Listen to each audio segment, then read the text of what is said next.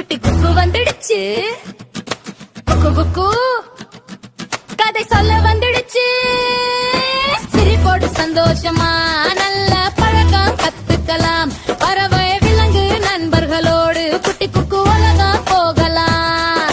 கதை ஆரம்ப இப்போ தானா, குட்டி குக்கு குக்கு கதை தொடங்குது இப்போ.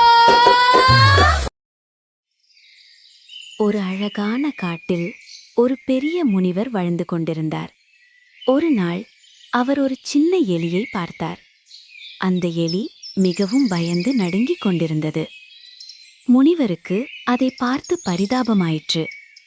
அவர் தன் மந்திர சக்தியால் அந்த எலியை ஒரு அழகான பெண்ணாக மாற்றினார்.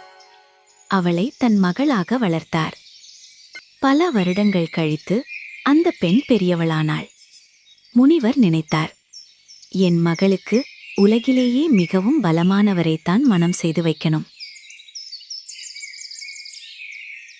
முதலில் அவர் சூரியனை அழைத்தார்.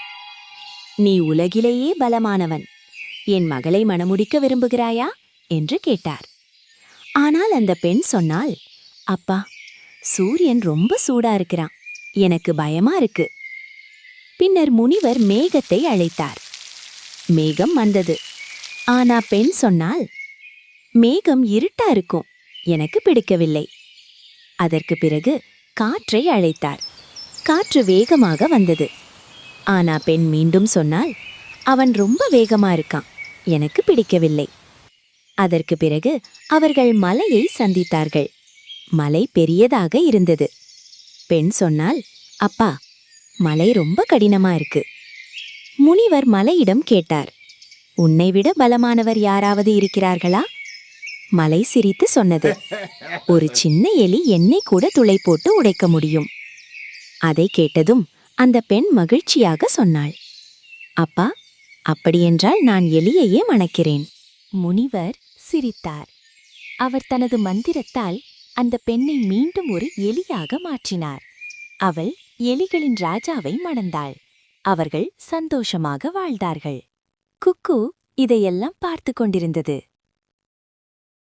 அன்று குக்கு ஆந்தையம்மாவிடம் சொன்னுச்சு, ஆந்தையம்மா, எவ்வளவு பெரியவர்களை தேடினாலும் அவளுக்கு பிடித்தது எலிதான். ஆந்தையம்மா சிரிச்சு சொன்னாங்க, ஒருவரின் உண்மையான இயல்பை மாற்ற முடியாது. இதுதான் இன்றைய குட்டி குக்கு கதை. உங்க நேரத்தை ஒதுக்கி என் கதையை கேட்டதுக்கு குக்குக்கு ரொம்ப சந்தோஷம். நன்றி குட்டீஸ்.